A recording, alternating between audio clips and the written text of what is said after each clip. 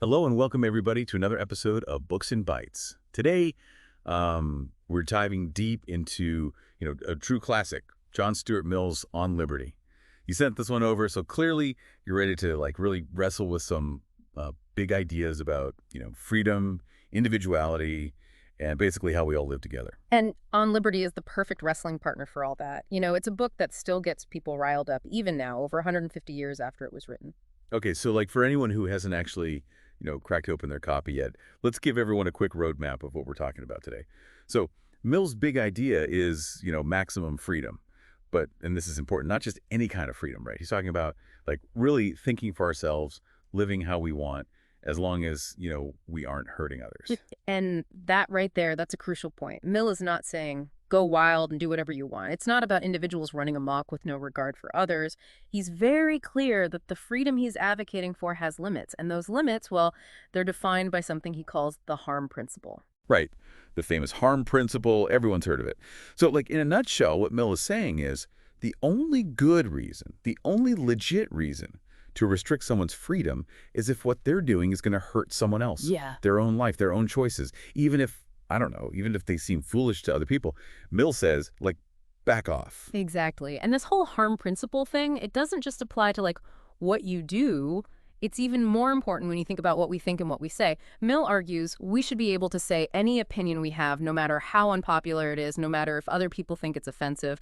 He even goes so far as to say that even opinions that are wrong, even those have value. Okay, now see, that's the part that always trips me up. How can a wrong opinion be valuable? I don't know, it seems backwards. It might seem that way at first, yeah. But Mill makes a really, really good point. He says when we only ever hear opinions we agree with, our own beliefs, they can get, I don't know, kind of stale. They just become dogma. We don't question them anymore. We don't really test them out and make sure they're actually true. It's if you don't use a muscle, it gets weak. Okay, yeah, I see that. So, like, by arguing with people who disagree, even people who, have opinions we might find kind of outrageous, it forces us to make our own arguments better and be sure what we believe is actually true. Precisely. And Mill doesn't stop there. He takes it a step further. He says that sometimes those wrong opinions, they might actually have a little bit of truth in them, or at least a perspective that we haven't thought of before. And it's through that, that clash of ideas, that back and forth, that we can actually get closer to really understanding what's true. He uses that example, Newtonian physics, which back then during his time, that was basically, the truth. It was seen as almost sacred. But even something like that, Mill says, even Newtonian physics needs to be constantly, debated, challenged, questioned if we want to really, truly understand it. Exactly. It's like he's saying the search for truth, it never ends. And we can't be scared to challenge even our most basic beliefs. And this whole thing about challenging what everyone thinks is normal, being open to different viewpoints, well, that actually connects to another major idea on liberty, and that is the importance of individuality. Right, and this is where I think things get really, really interesting. Mill doesn't just see individuality as, like a nice thing to have. He sees it as totally, completely essential.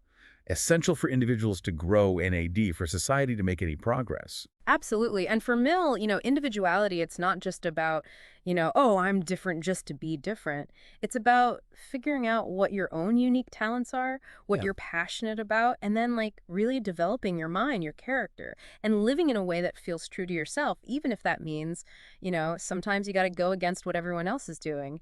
And, this is where Mill really gets into it. He connects this whole idea of you becoming you with honestly, how well society does overall.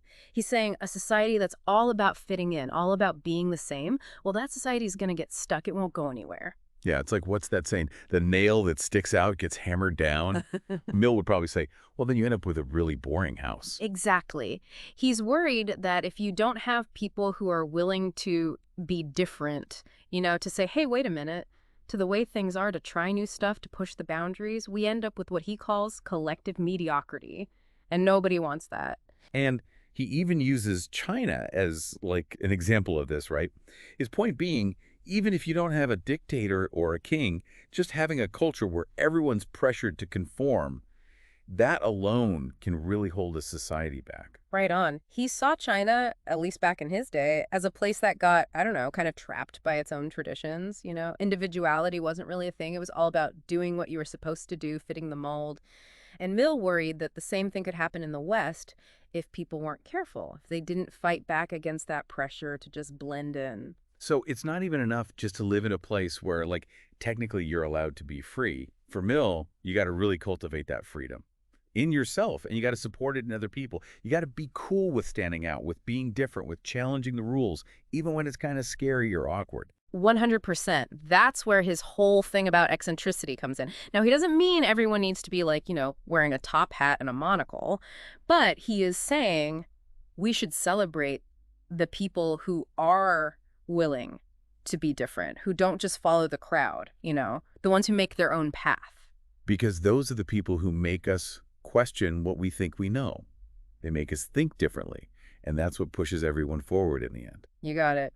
So we've talked a lot about individual freedom, and it might have you thinking, well, hold on, what about the government in all this? Is Mill saying we should just get rid of all the rules? Right, because he's not saying there should be no government at all, no rules whatsoever, right? He gets that you need some structure, some boundaries to make sure people aren't hurting each other and, like, just to keep society running. Exactly. It's not that Mill's anti-government. It's more like he's really specific about what he thinks the government should be doing. And for him, that's protecting your individual liberty, not trying to limit it. So it's about finding that sweet spot, like protecting individual freedom, but also making sure nobody's getting hurt or having their rights stepped on, right? Exactly. And Mill says the best way to walk that line is to have a government that's, limited in its power, but still effective. Like, he's cool with the government providing things like education, but he makes a really big point that this education shouldn't be about, brainwashing people into believing certain things. So it's more about giving people the tools to think for themselves, not handing them a set of beliefs and saying, this is what you think now. You got it. He saw education as a way to give power to individuals, not to control them, And he was adamant that if you want a free society that actually works, you need people who are educated. So, like, what about things like free speech? Where's the line for Mill? Because we talked before about how even unpopular opinions have value for him. Right, and this is huge. Mill was like a free speech warrior. He truly believed we should be able to say whatever's on our minds, no matter how much it might tick other people off, as long as we're not, telling people to go out and punch each other. So even if someone is saying something that most people think is totally offensive, Mill would say it's better to let them say it than to try and, like, shut them up. Exactly. He believed that censorship, even if you're doing it with good intentions, like to protect people from getting offended, that it ends up doing more harm than good. Because once we start deciding who can talk and who can't, we risk creating this bubble where our own beliefs never get challenged, never get questioned. And that takes us right back to the whole value of disagreement thing. Is by, really hashing things out, looking at all sides, even the uncomfortable ones. That's how we all get smarter and get a better picture of the world. 100%. And Mill's point is, this whole free speech thing, it's not just some nice idea. It's essential for a free society to even exist.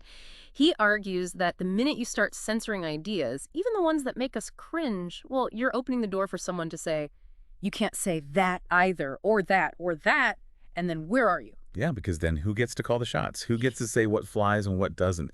That's a slippery slope. You got it. So for Mill, it's better to have too much free speech than not enough, even if it means sometimes we have to put up with opinions that make us squirm a little. It's like that, what is it? Voltaire, right? He said, I disapprove of what you say, but I will defend to the death your right to say it.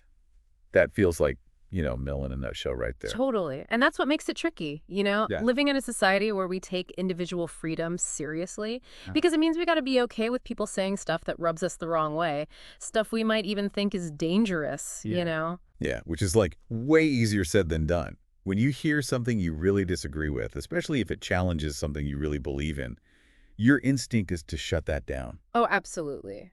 But Mill, he'd say those moments, those times when you're like, "Ugh, seriously, that's when you have the biggest chance to actually grow, when you're confronted by something that rocks your world a little bit. So it's about, like, leaning into those awkward conversations, those moments where things get a little heated, because that's where the real learning happens. Exactly. And that brings us back around to, what we were saying before about becoming more, more of an individual. Because to even have those tough conversations, you got to be able to think for yourself, to question what you think you know. Otherwise, it's just going to be a shouting match.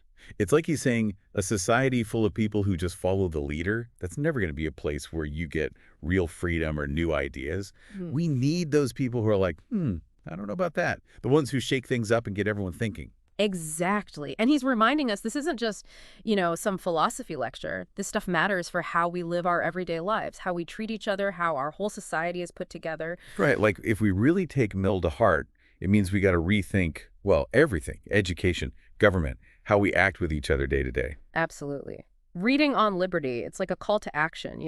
He's saying, look around at your life, look at your community, and ask yourself, how can we make more room for people to be themselves, to speak their minds? How do we get people thinking critically, not just going along with the crowd?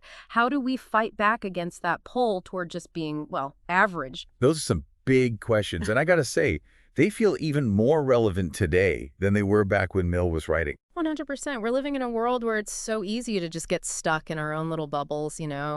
Social media, algorithms feeding us what they think we want to hear.